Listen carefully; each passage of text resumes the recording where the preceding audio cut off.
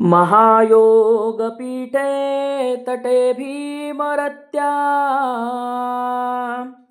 वरं पुण्डरीकाय दातुं मुनीन्द्रे समागत्य तिष्ठन्त आनन्दकन्दं परब्रह्मलिंगं भजे पांडुरंगम. अर्थात पांडुरंग परमात्मा आपल्या लव्याजमासह पुंडलिकाच्या भेटीला त्या भीमा नदीच्या तीरावरती आलेला आहे.